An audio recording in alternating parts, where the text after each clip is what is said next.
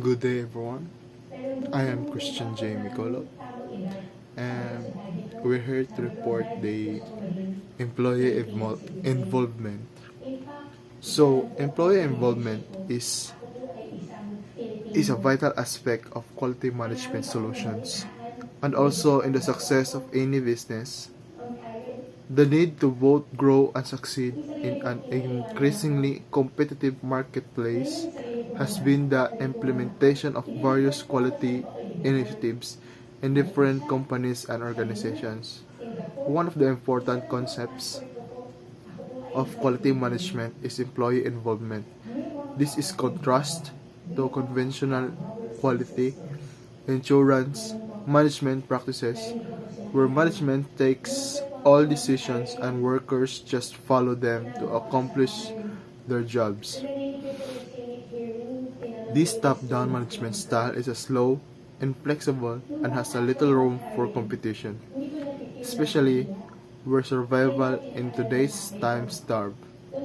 Customer-driven market requires rapid response times from quality control in manufacturing or other business for the ever-changing needs of the customer. Employee involvement is a very important in the quality management initiative as it is a system wherein employees are encouraged to use their expertise and knowledge to suggest methods for improvements in their work areas. These suggestions could relate to improvement in the job, the product, the work atmosphere, or the company as a whole. Many companies have ventured into a participation style of management by involving employees to the problem solving and decision making processes. Some of the most successful companies are those that have achieved a close relationship between workers and the managers. The policies in these companies fostered teamwork, participation, continuous learning, and flexibility. So that is the meaning of the um, employee involvement. And now let's proceed to the benefits of employee involvement.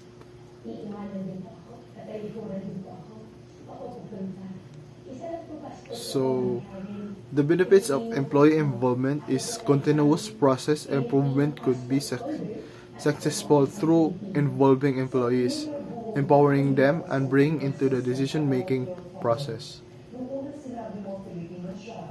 Difference between success and failure can be made by untapped ideas, innovations, and creative thoughts of employees. This available tool is a wise way of competing in the business world. Employee involvement improves quality and enhances productivity due to the following reasons. The first one is the employees create their better decisions using their expert knowledge of the process. Number two, employees are more possible to apply and support decisions they had become a part of making. Employees are better possible to apply and support decisions they had become a part of making.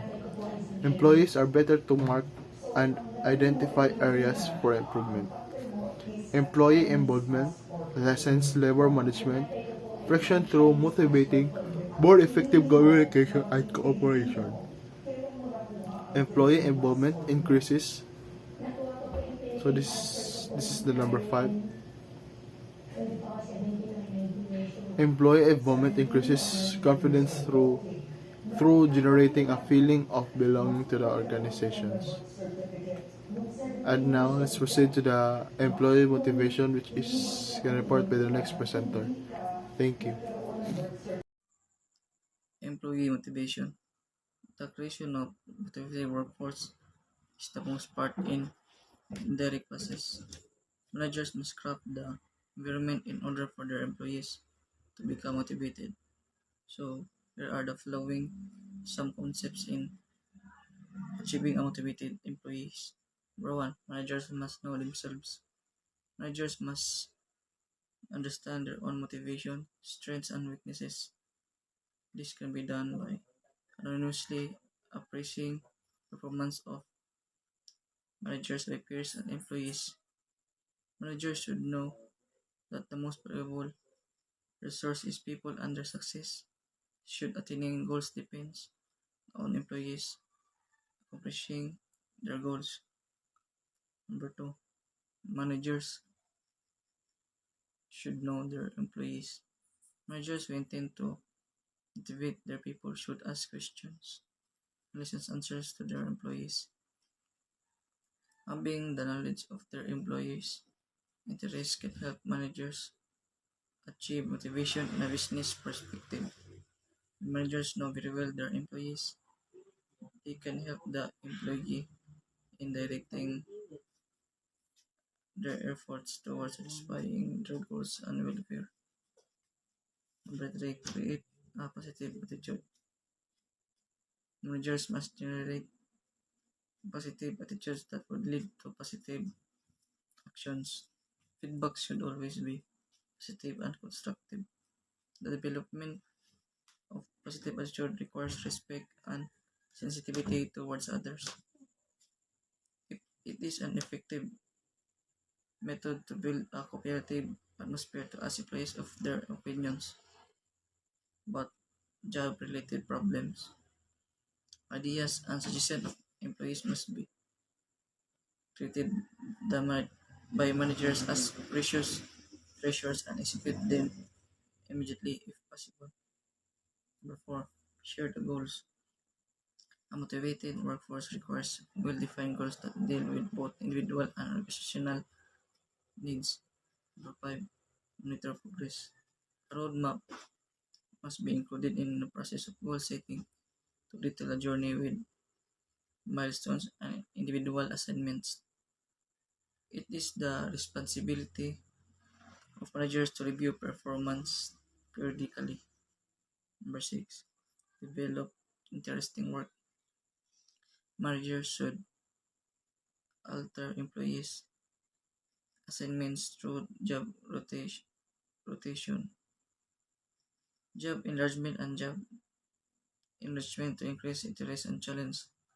Job rotation allows employees to switch jobs inside the work department for a stipulated period of time. This method can reduce boredom and add knowledge of the entire process and the influence of sub-process, therefore quality consciousness in the risk that may likely be directed to process. Therefore, quality consciousness is raised that may likely to process improvement. Job enlargement, on the other hand, combines tasks horizontally in order that employees should execute a number in a job series. As a result, may also lead to process important job enrichment mixes tasks particularly by adding material elements like planning, scheduling, and inspection. This adds to the employees' sense of independence and control over their work, which again could lead to a process improvement. Number six and number seven, communicate effectively. Effective communication offers employees the knowledge concerning their work department and the organization rather than gratifying information. Number eight, rejoice success. Recognizing employee achievement is the best tool of a manager. Motive some motivation theories of individual employees. Motivation is a multifaceted experience. Numerous theories try to clarify how motivation works. In management perspective, possibly the most accepted explanations of motivation are founded on the needs of the individual. The basic needs of model the basic needs model, known also as content theory of motivation, emphasizes the particular factors that motivated an individual.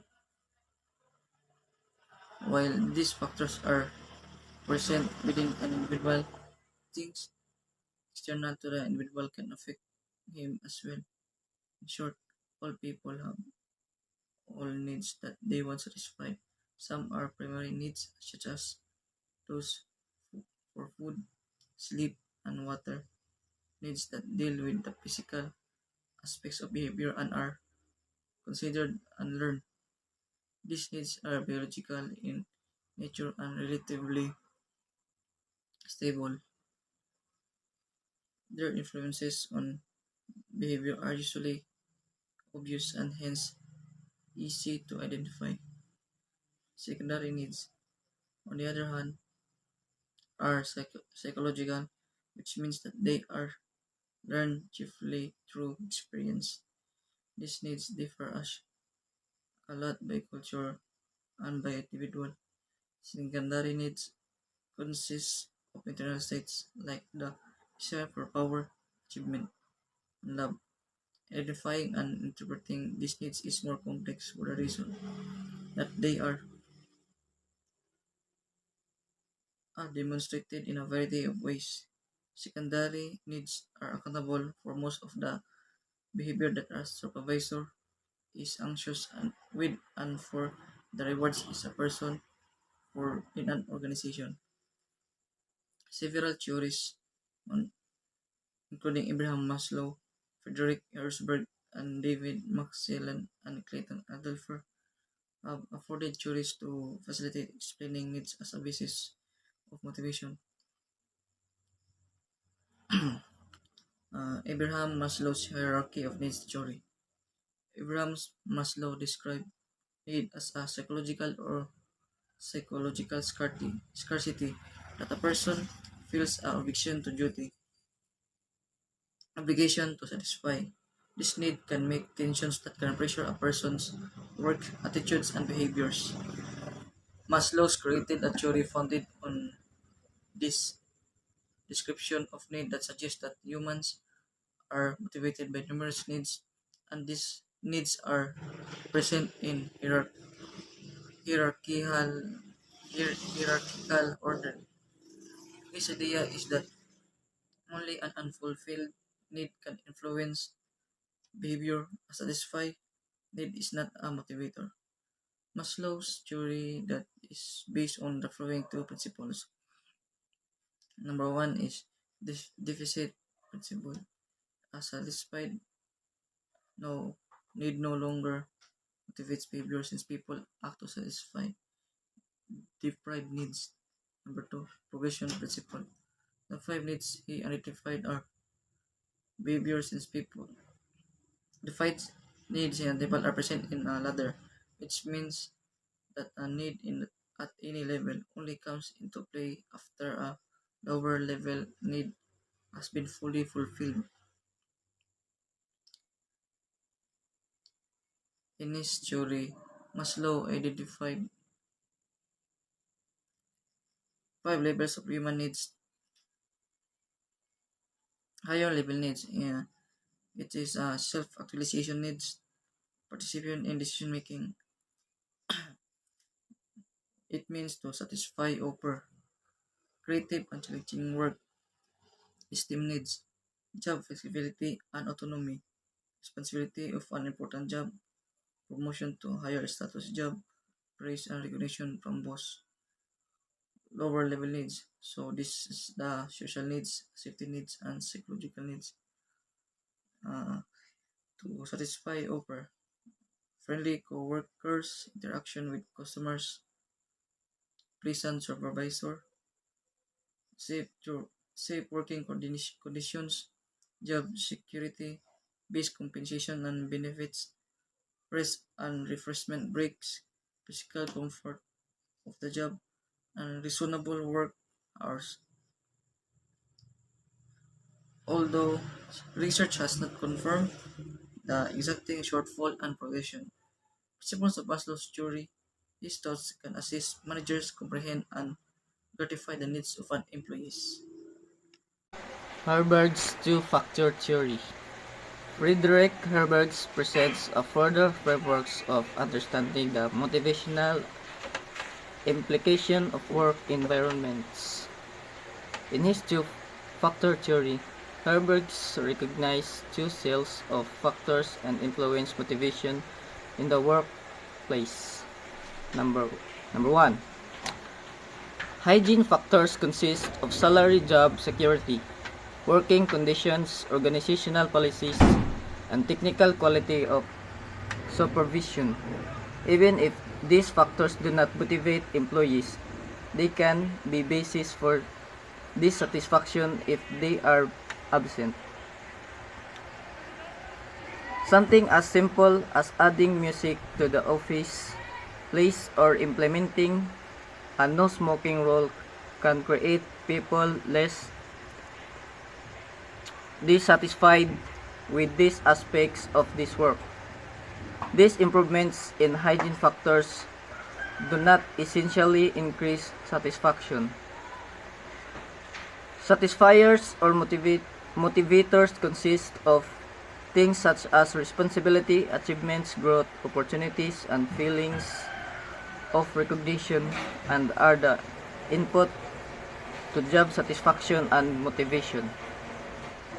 For instance, managers can discover what people actually perform in their jobs and formulate improvements, consequently increasing job satisfaction and performance. Following Herberg's two-factor theory, managers necessitate to make certain that hygiene factors are sufficient and then put up satisfiers into jobs. Alder first erg theory. Clayton Alder extends relatedness growth theory made reference to Maslow hierarchy of needs theory. Alder in his theory collapsed Maslow's 5 levels of needs to 3 categories, namely: Number 1. Existence needs. These are desires for psychological and material well-being. In Maslow's model, existence needs include psychological and safety needs. Number 2. Relatedness needs. These are desires for satisfying interpersonal relationships. In Maslow's model, relatedness corresponds to social needs. Number 3. Growth needs. These are desires for continued psychological growth and development. In Maslow's model, growth needs include esteem and self-realization needs. This approach processes that unfulfilled needs motivate behavior, and that as lower level needs are fulfilled, they become less vital. Higher level needs, however, turn into more essential as they are fulfilled. And if these needs are unmet, a person may move down the hierarchy, which Alder calls the frustration regression principle. What he means by this term: in this, an already fulfilled lower level and can be reactivate and influence behavior when a higher level need cannot be fulfilled. Consequently, managers ought to grant opportunities for workers to take advantage of the significance of higher level needs. David McClelland's acquired needs theory.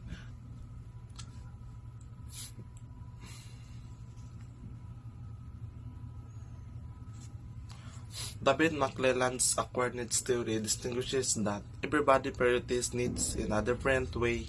He also believes that individuals are not born with these needs, but that they are in fact learned through life experience. McClelland names 3 specific needs. 1. Need for achievement is a drive to excel. 2. Need for power is the desire to cause others to act in a manner that they would not have behaved otherwise. And 3. Need for affiliation is the desire for friendly, close interpersonal relationship and conflict avoidance. McClelland connects each need with a distinctive set of work preference and managers can aid fit in the environment. To meet these needs, high achievers distinguishes themselves from others by their desire to perform things better. These individuals are powerfully motivated through job situations with personal responsibility, feedback, and an intermediate degree of risk. And in addition, high achievers often display the following behaviors.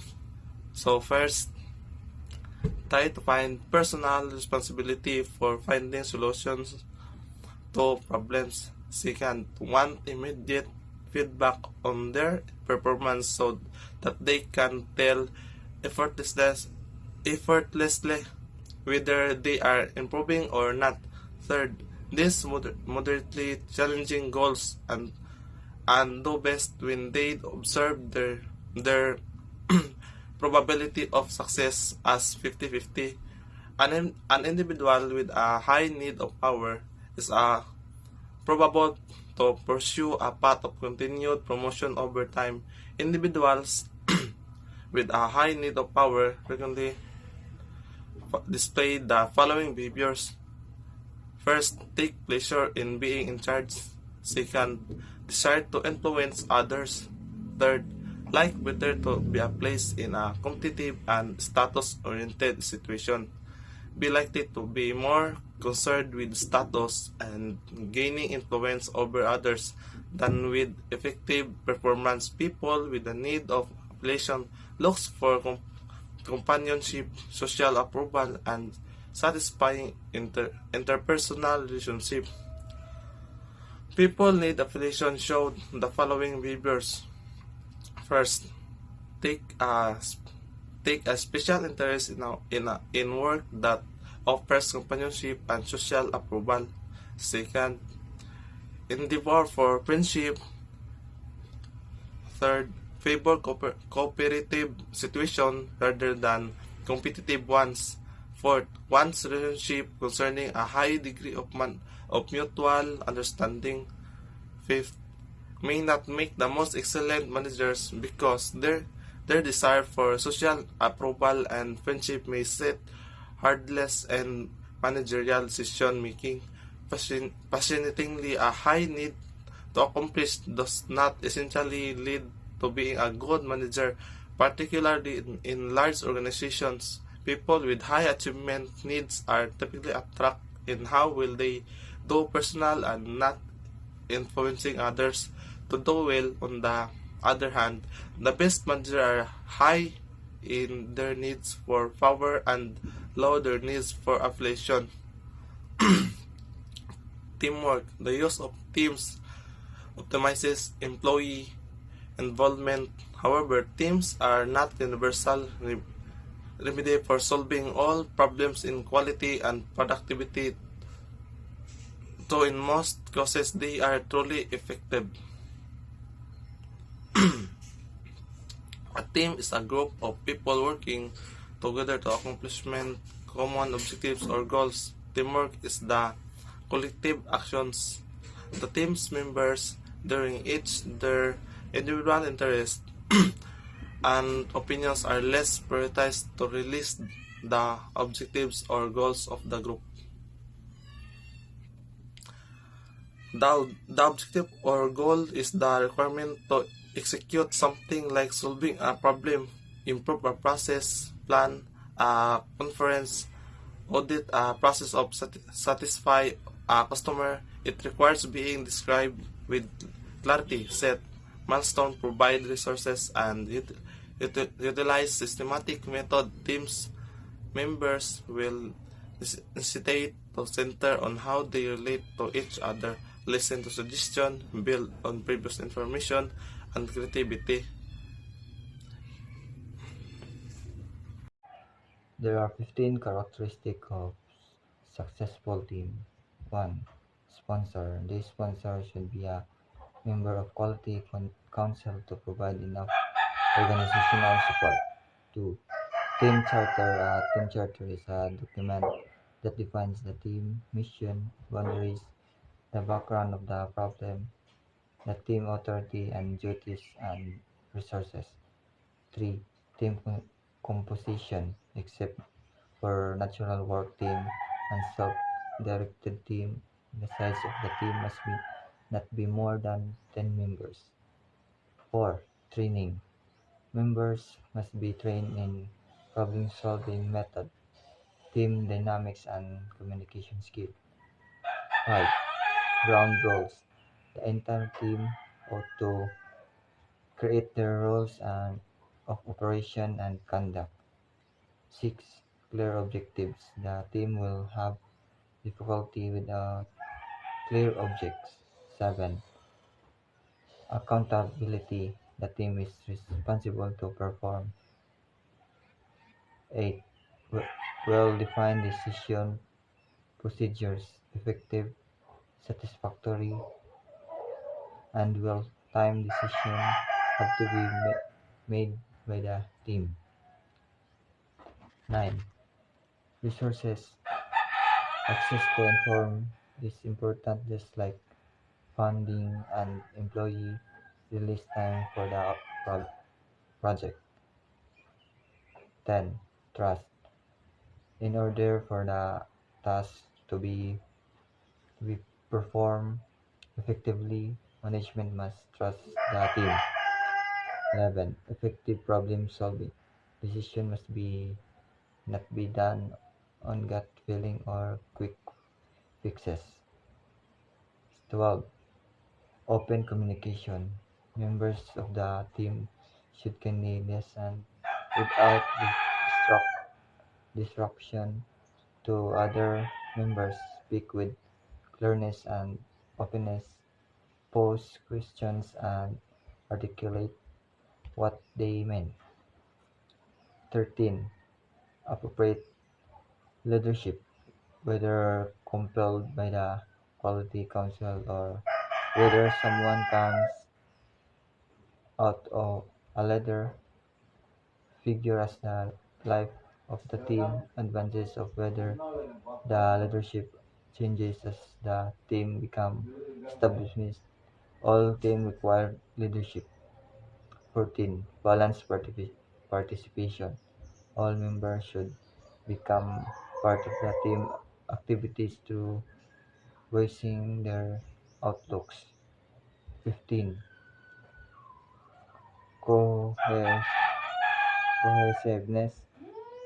Members must be contented working with each other and work as a lone unit, not as individual or subgroups. The recognition and award. Recognition is a type of employee motivation wherein organization openly acknowledge the positive contribution an individual or team has contributed. Performance appraisal. Performance appraisal is the measurement of how employees are doing and provide a basis of promotion, salary increase, counseling, and other purposes pertaining to an employee's future. Employee and appraiser must have good relationship. Employee must understand the appraisal process, what is evaluated, and how frequent. And there are some improvements that should be done for performance appraisal. 1. Use rating scales, have few rating categories. 2. Required work teams or group evaluate evaluation that are at least equal in emphasis to individual focus in evaluation. 3. Require more frequent performance reviews where such reviews will have a dominant emphasis on future performance planning. Promotion decision. 4. Promotion decision should be made by an independent administrative process that drawn on current job information and potential for the new job. 5. Include indexes of external customer satisfaction in the appraisal process. 6. Use peer and subordinate feedback as in as an index of external communication satisfaction. 7. Include in evaluation for process improvement in addition to result. That's all.